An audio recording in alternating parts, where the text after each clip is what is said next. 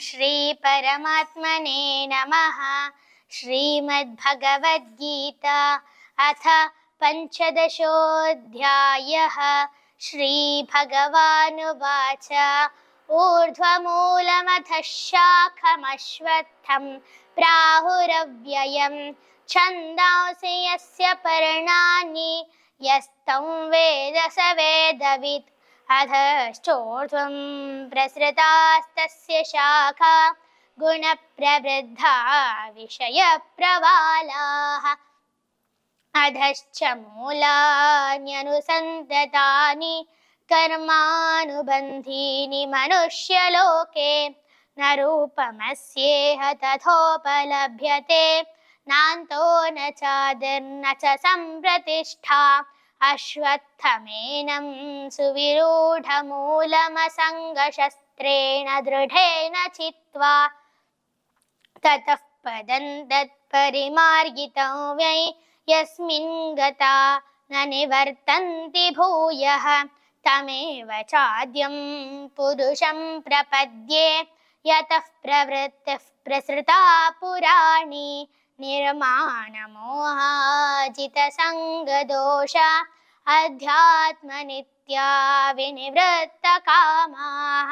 द्वन्द्वैर्विमुक्ताः सुखदुःखसंज्ञैर्गच्छन्त्यमूढाः पदमव्ययं तत्।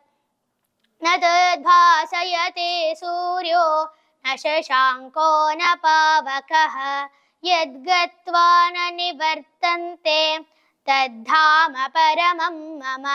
ममैवांशो जीवलोके जीवभूतः सनातनः।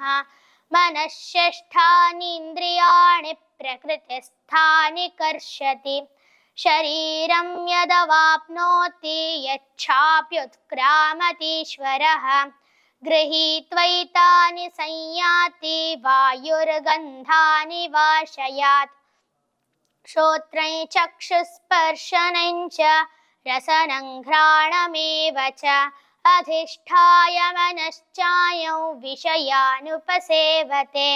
उत्क्रामन्तं स्थितं वापि भुञ्जानं वा गुणान्वितं विमूढानानुपश्यन्ति पश्यन्ति ज्ञानचक्षुषः। यतन्तो योगिनश्चैनं पश्यन्त्यात्मन्यवस्थितं यतन्तोऽप्यकृतात्मानो नैनं पश्यन्त्यचेतसः। यदादित्यगतं तेजो जगद्भासयतेऽखिलं यच्चन्द्रमसि यच्चाग्नौ तत्तेजो विद्धि मामकम्। गामाविश्य च भूतानि धारयाम्यहमोजसा पुष्णामि चौषधिः सर्वाः सोमो भूत्वा रसात्मकः। अहं वैश्वानरो भूत्वा प्राणिनां देहमाश्रितः। प्राणापानसमायुक्तः पचाम्यन्नं चतुर्विधं सर्वस्य चाहं हृदि सन्निविष्टो मत्तस्मृतिर्ज्ञानमपोहनं च। वेदैश्च सर्वैरहमेव वेद्यो वेदान्तकृद्वेदविदेव चाहं। द्वाविमौ पुरुषौ लोके क्षरश्चाक्षर एव च। क्षरः सर्वाणि भूतानि कूटस्थोऽक्षर उच्यते। उत्तमः पुरुषस्त्वन्यः परमात्मेत्युदाहृतः यो लोकत्रयमाविश्य बिभर्त्यव्यय ईश्वरः। यस्मात्क्षरमतीतोऽहमक्षरादपि चोत्तमः अतोऽस्मि लोके वेदे च प्रथितः पुरुषोत्तमः। यो मामेव मनस्मूढो जानाति पुरुषोत्तमं स सर्वविद् भजति मां सर्वभावेन भारत। इति गुह्यतमं शास्त्रमिदमुक्तं मया नघ। एतद्बुद्ध्वा बुद्धिमान् स्यात् कृतकृत्यश्च भारत। ॐ तत्सदिति श्रीमद्भगवद्गीतासु उपनिषत्सु ब्रह्मविद्यायां योगशास्त्रे श्रीकृष्णार्जुनसंवादे पुरुषोत्तमयोगो नाम पञ्चदशोऽध्यायः। ॐ श्रीकृष्णार्पणमस्तु।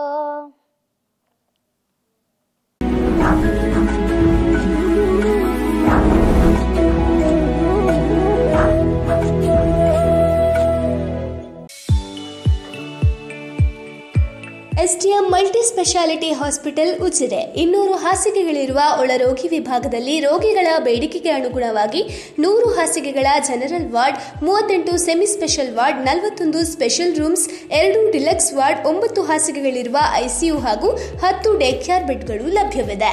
ವೈಯಕ್ತಿಕ ಅನುಭೂತಿ ಶುಶ್ರೂಷೆ ಮತ್ತು ಕಡಿಮೆ ಅಡ್ಡ ಸೋಂಕಿನೊಂದಿಗೆ ಸುಸಜ್ಜಿತ ಕೇಂದ್ರ. ಶ್ರೀ ಧರ್ಮಸ್ಥಳ ಮಂಜುನಾಥೇಶ್ವರ ಮಲ್ಟಿ ಸ್ಪೆಷಾಲಿಟಿ ಆಸ್ಪತ್ರೆ ಉಜಿರೆ. ಸಂಪರ್ಕಿಸಿ 08256295611 ಅಥವಾ 08256295616 ಅಥವಾ 7760397878. ಬೆನಕ ಹಾಸ್ಪಿಟಲ್ ಕಳೆದ 18 ವರ್ಷಗಳಿಂದ ಬೆಳ್ತಂಗಡಿ ತಾಲೂಕಿನಲ್ಲಿ ಉತ್ಕೃಷ್ಟ ಸೇವೆ ಸಲ್ಲಿಸುತ್ತಿರುವ ಉಜಿರೆಯ ಬೆನಕ ಹೆಲ್ತ್ ಸೆಂಟರ್ ನುರಿತ ತಜ್ಞರು ಹಾಗೂ ಅತ್ಯಾಧುನಿಕ ಸವಲತ್ತುಗಳೊಂದಿಗೆ ಮಲ್ಟಿ ಸ್ಪೆಷಾಲಿಟಿ ಹಾಸ್ಪಿಟಲ್.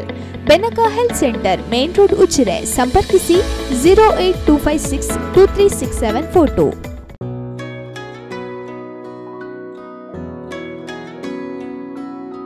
ಪ್ರೀತಿಯ ಸಂಕೇತ, ಅಳಿಯದ ಸಂಬಂಧ, ನಗುವಿನ ಸೌಂದರ್ಯ, ಇದು ಸ್ನೇಹದ ಬಾಂಧವ್ಯ, ಒಲವಿನ ಪ್ರತಿಧ್ವನಿ ತಂದಿದೆ ಸಂತಸ, ಚಿನ್ನದ ಪ್ರತಿಹನಿ ತಂದಿದೆ ಸಂಭ್ರಮ. ಮುಳಿಯ ಜ್ಯೂಸ್ ಕಣ ಕಣದಲು ಆನಂದ, ಮುಳಿಯ ಜ್ಯೂಸ್ ಕಣ ಕಣದಲು ಸೌಂದರ್ಯ, ಮುಳಿಯ ಜ್ಯೂಸ್ ಕಣ ಕಣದಲು ಆನಂದ, ಮುಳಿಯ ಜ್ಯೂಸ್ ಕಣ ಕಣದಲು ಸೌಂದರ್ಯ. ಮುಳಿಯಾ ಜ್ಯೂಸ್, ಕ್ರಿಯೇಟಿಂಗ್ ಹ್ಯಾಪಿನೆಸ್. ನಿಮ್ಮ ಆರ್ಥಿಕ ಬೆಳವಣಿಗೆಗೆ ಸುವರ್ಣಾವಕಾಶ. ರೋಹನ್ ಸಿಟಿಯ ಕಮರ್ಷಿಯಲ್ ಪ್ರಾಪರ್ಟಿಯಲ್ಲಿ ಇನ್ವೆಸ್ಟ್ ಮಾಡಿ ನಿಮ್ಮ ಫೈನಾನ್ಷಿಯಲ್ ಗ್ರೋತ್ ಖಾತರಿಪಡಿಸಿಕೊಳ್ಳಿ. ಇಂದು 50 ಲಕ್ಷ ರೂಪಾಯಿಗಳ ಹೂಡಿಕೆ ಮಾಡಿದ್ರೆ ನಾಳೆಯಿಂದಾನೇ ಪ್ರತಿ ತಿಂಗಳು 32,000 ರೂಪಾಯಿಗಳ ಆದಾಯ.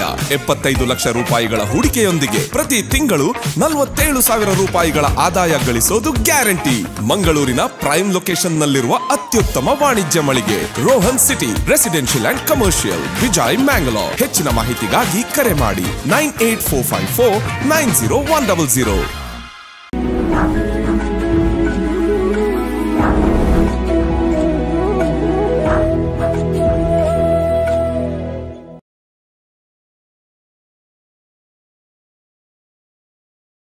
ಓಂ ಶ್ರೀ ಪರಮಾತ್ಮನೇ ನಮಃ.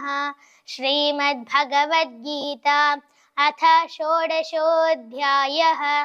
ಶ್ರೀಭಗವಾನುವಾಚ ಅಭಯಂ ಸತ್ವ ಸಂಶುದ್ಧಿರ್ಜ್ಞಾನಯೋಗವ್ಯವಸ್ಥಿತಿಃ ದಾನಂದಮಶ್ಚ ಯಜ್ಞಶ್ಚ ಸ್ವಾಧ್ಯಾಯಸ್ತಪಾರ್ಜವಂ ಅಹಿಂಸಾ ಸತ್ಯಮಕ್ರೋಧಸ್ತ್ಯಾಗಃ ಶಾಂತಿರಪೈಶುನಂ ದಯಾ ಭೂತೇಷ್ವಲೋಲುಪ್ತ್ವಂ ಮಾರ್ದವಂ ಹ್ರೀರಚಾಪಲಂ ತೇಜಕ್ಷಮಾ ಧೃತಿಃ ಶೌಚಮದ್ರೋಹೋ ನಾತಿಮಾನಿತಾ ಭವಂತಿ ಸಂಪದಂ ದೈವೀಂ ಅಭಿಜಾತಸ್ಯ ಭಾರತ ದಂಭೋ ದರ್ಪೋಭಿಮಾನಶ್ಚ ಕ್ರೋಧಃ ಪಾರುಷ್ಯಮೇವ ಚ ಅಜ್ಞಾನೈಚಾಭಿಜಾತಸ್ಯ ಪಾರ್ಥ ಸಂಪದಮಾಸುರೀಂ ದೈವೀ ಸಂಪದ್ವಿಮೋಕ್ಷಾಯ ನಿಬಂಧಾಯಾಸುರೀಮತಾ ಮಾ ಶುಚಃ ಸಂಪದಂ ದೈವೀಂ ಅಭಿಜಾತೋऽಸಿ ಪಾಂಡವ ದ್ವೌ ಭೂತಸರ್ಗೌ ಲೋಕೇಸ್ಮಿನ್ ದೈವ ಆಸುರ ಏವ ಚ ದೈವೋ ವಿಸ್ತರಶಃ ಪ್ರೋಕ್ತ ಆಸುರಂ ಪಾರ್ಥ ಮೇ ಶೃಣು ಪ್ರವೃತ್ತಿಂಚ ನಿವೃತ್ತಿಂಚ ಜನಾನ ವಿದುರಾಸುರಾಃ ನ ಶೌಚನ್ನಾಪಿ ಚಾಚಾರೋ ನ ಸತ್ಯಂತೇಷು ವಿದ್ಯತೆ ಅಸತ್ಯಮಪ್ರತಿಷ್ಠಂತೆ ಜಗದಾಹುರನೀಶ್ವರಂ ಅಪರಸ್ಪರ ಸಂಭೂತಂ ಕಿಮನ್ಯತ್ ಕಾಮಹೈತುಕಂ ಏತಾಂ ದೃಷ್ಟಿಮವಷ್ಟಭ್ಯ ನಷ್ಟಾತ್ಮಾನೋಲ್ಪಬುದ್ಧಯಃ ಪ್ರಭವಂತ್ಯುಗ್ರಕರ್ಮಾಣ ಕ್ಷಯಾಯ ಜಗತೋ ಹಿತಾಃ ಕಾಮಾಶ್ರಿತ್ಯ ದುಷ್ಪೂರನ್ ದಂಭಮಾನಮದಾನ್ವಿತಾಃ ಮೋಹಾತ್ ಗೃಹೀತ್ವಾ ಸದ್ಗ್ರಾಹಾನ್ ಪ್ರವರ್ತಂತೆ ಶುಚಿವ್ರತಾಃ ಚಿಂತಾಮಪರಿಮೇಯಾಂಚ ಪ್ರಲಯಾಂತಾಮುಪಾಶ್ರಿತಾಃ ಕಾಮೋಪಭೋಗ ಪರಮಾಯೇತಾವದಿತಿ ನಿಶ್ಚಿತಾಃ ಆಶಾಪಾಶುಷಿತೈರ್ಬದ್ಧಾಃ ಕಾಮಕ್ರೋಧಪರಾಯಣಾಃ ईहन्ते कामभोगार्थमन्यायेनार्थसञ्चयान् इदमद्य मया लब्धमिमं प्राप्स्ये मनोरथम् इदमस्तीदमपि मे भविष्यति पुनर्धनम् असौ मया हतश्शत्रुर्हनिष्ये चापरानपि ईश्वरोऽहमहं भोगी सिद्धोऽहं बलवान् सुखी अढ्योऽभिजनवानस्मि कोऽन्योऽस्ति सदृशो मया यक्ष्ये दास्यामि मोदिष्य इत्यज्ञानविमोहिताः अनेकचित्तविभ्रान्ता मोहजालसमावृताः प्रसक्ताः कामभोगेषु पतन्ति नरकेषु च आत्मसम्भाविता स्तब्धा धनमानमदान्विताः यजन्ते नाम यज्ञैस्ते दम्भेनाविधिपूर्वकम् अहङ्कारं बलं दर्पं कामं क्रोधं च संश्रिताः मामात्मपरदेहेषु प्रद्विषन्तोऽभ्यसूयकाः तानहं द्विषतः क्रूरान् संसारेषु नराधमान् क्षिपाम्यजस्रमशुभानासुरीष्वेव योनिषु आसुरीं योनिमापन्ना मूढा जन्मनि जन्मनि मामप्राप्यैव कौन्तेय ततो यान्ति धमाङ्गतिम् त्रिविधं नरकस्येदन्द्वारन्नाशनमात्मनः कामः क्रोधस्तथा लोभस्तस्मादेतत्त्रयं त्यजेत् एतैर्विमुक्तः कौन्तेय तमोद्वारैस्त्रिभिर्नरः आचरत्यात्मनिःश्रेयस्ततो याति पराङ्गतिम् यः शास्त्रविधिमुत्सृज्य वर्तते कामकारतः न स सिद्धिमवाप्नोति न सुखं न पराङ्गतिम् तस्माच्छास्त्रं प्रमाणन्ते कार्याकार्यौ व्यवस्थितौ ज्ञात्वा शास्त्रविधानोक्तं कर्म कर्तुमिहार्हसि। ॐ तत्सदिति श्रीमद्भगवद्गीतासु उपनिषत्सु ब्रह्मविद्यायां योगशास्त्रे श्रीकृष्णार्जुनसंवादे दैवासुरसम्पद्विभागयोगो नाम षोडशोऽध्यायः। ॐ श्रीकृष्णार्पणमस्तु।